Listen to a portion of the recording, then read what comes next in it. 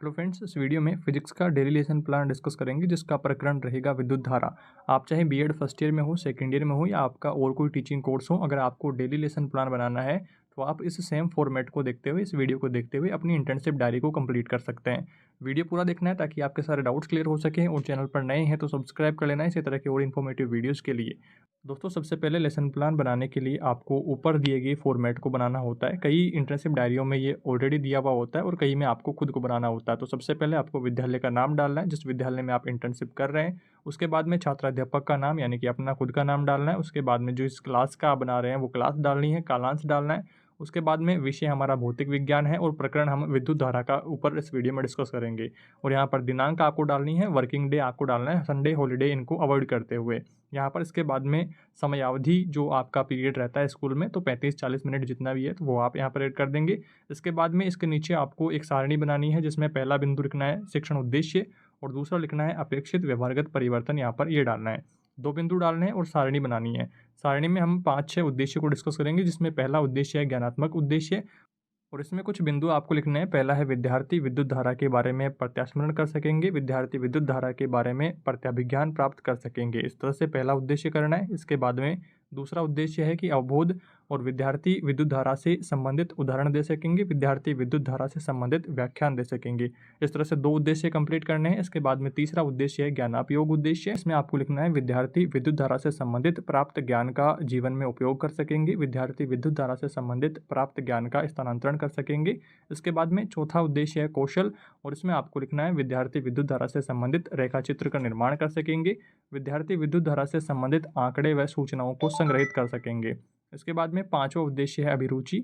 विद्यार्थी विद्युत धारा से संबंधित तथ्यों में रुचि रख सकेंगे, विद्यार्थी विद्युत धारा से संबंधित आंकड़ों व तथ्यों में रुचि रख सकेंगे। इसके बाद में छठा उद्देश्य आपको डालना है अभिवृद्धि और इसमें आपको लिखना है कि विद्यार्थी विद्युत धारा से संबंधित सकारात्मक दृष्टिकोण अपना सकेंगे, विद्यार्थी विद्युत धारा से संबंधित सृजनात्मक दृष्टिकोण अपना सकेंगे। इस तरह से आपको सारणी में 6 उद्देश्य डालते हुए सारणी को बंद कर देना है। इसके बाद में अगला बिंदु आपको लिखना है शिक्षण विधि और इसमें आपको प्रश्नोत्तर विधि, व्याख्यान विधि एवं प्रदर्शन विधि इत्यादि विधियों का हमने प्रयोग करके इस लेसन प्लान को तैयार किया है। इसके बाद में अगला बिंदु डालना है सहायक सामग्रियों का। सहायक सामग्री जिसको प्रकरण को तैयार करते समय हमारे जो काम में आई सामग्रियाँ वो आपको लिखनी है। चौक डस्टर, लपेट फलक, संकेतक, मॉडल, कक्षा कक्ष संबंधित उपयोगी सामग्रियां हमारे काम में आई है। इसके बाद में बात करते हैं पूर्व ज्ञान की। पूर्व ज्ञान में देखिए विद्यार्थी विद्युत धारा से संबंधित सामान्य जानकारी ऑलरेडी रखते हैं। इसके बाद में आता है प्रस्तावना। प्रस्तावना में आपको यहाँ पर लिखना है छात्राध्यापक क्रिया और छात्र क्रिया लिखते हुए एक सारणी बनानी है, छोटी सारणी, जिसमें 4 बिंदु आपको ऐड करने हैं। पहला बिंदु आता है कि सूर्य से हमें क्या प्राप्त होता है। आपने प्रश्न पूछा, बच्चों ने जवाब दिया प्रकाश और ऊष्मा हमें मिलती है। इसके बाद में दूसरा प्रश्न पूछा प्रकाश उत्पन्न करने वाले कुछ कृत्रिम वस्तुओं के नाम बताइए। तो टॉर्च, मोमबत्ती, बल्ब आदि बच्चों ने बता दिया। इसके बाद में तीसरा प्रश्न आपने पूछा कि बल्ब से प्रकाश उत्पन्न कराने के लिए किस चीज़ की आवश्यकता होती है। तो विद्युत धारा की आवश्यकता होती है। इसके बाद में विद्युत धारा किसे कहते हैं आपने प्रश्न पूछा और बच्चों को इसके बारे में जानकारी नहीं है। तो हमारे सामने उद्देश्य कथन आता है कि अच्छा बच्चों, आज हम विद्युत धारा के बारे में विस्तार से अध्ययन करने वाले हैं। इसके बाद में आपको प्रस्तुतिकरण डालना है। प्रस्तुतिकरण में आप चाहे तो 1 पेज पर सारणी बना सकते हैं। अगर आपके बराबर में 2 पेज आ रहे हैं तो आप बराबर में बड़े पेज पर सारणी यहाँ पर बना सकते हैं। स्क्रीन पर मैं थोड़ा सा इसको जूम आउट करके कंप्लीट पेज आपको यहाँ पर दिखा पा रहा हूँ। तो इस तरह से आपको अपनी जो सारणी है उसको तैयार करना है।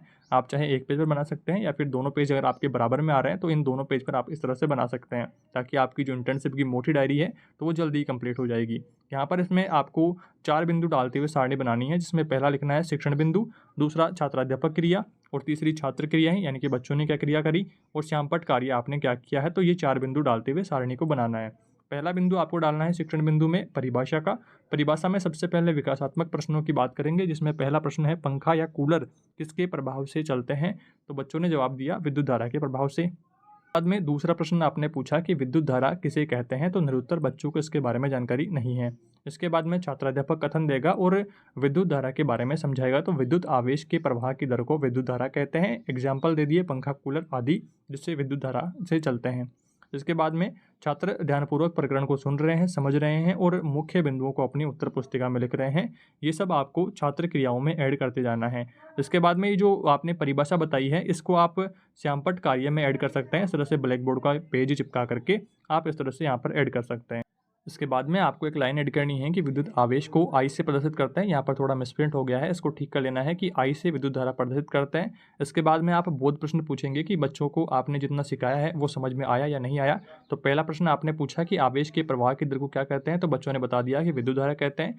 विद्युत धारा को किस अक्षर से प्रदर्शित करते हैं, तो I से प्रदर्शित करते हैं। ये आपने इतना यहाँ पर पहला पॉइंट हमारा क्लियर हो गया। इसके बाद में दूसरा बिंदु आपको लिखना है कि मात्रक एवं प्रत्यावर्ती धारा के बारे में। तो सबसे पहले विकासात्मक प्रश्न आएंगे, विद्युत धारा में क्या होता है, तो धारा का प्रवाह होता है।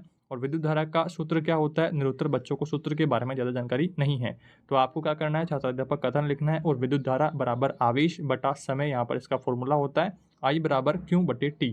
छात्र प्रकरण को ध्यानपूर्वक सुन रहे हैं, समझ रहे हैं और मुख्य बिंदुओं को अपनी उत्तर पुस्तिका में ऐड कर रहे हैं। ये सब आपको छात्र क्रिया में डाल देना है और जो सूत्र आपने बताया है इसको आप ब्लैक बोर्ड का ये पेज चिपका करके इधर आप ऐड कर देंगे चौथे बिंदु में।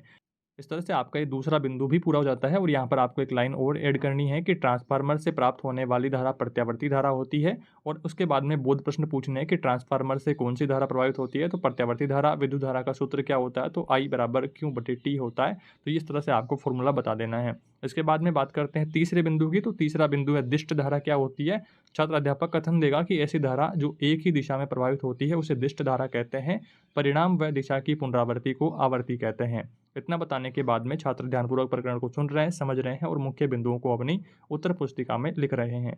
इतना जो प्रकरण आपने बताया है इसको आप श्यामपट्ट कार्य के लिए यहाँ पर ब्लैक बोर्ड का ये पेज चिपका करके इसमें आप लिख देंगे तो आपका चारों बिंदु जो हैं वो क्लियर हो जाएंगे। यहाँ पर आपको बोध प्रश्न डालना है। इसके बाद में बोध प्रश्न में आपको लिखना है कि ऐसी धारा जो एक ही दिशा में प्रवाहित होती है उसे क्या कहते हैं, तो दिष्ट धारा कहते हैं।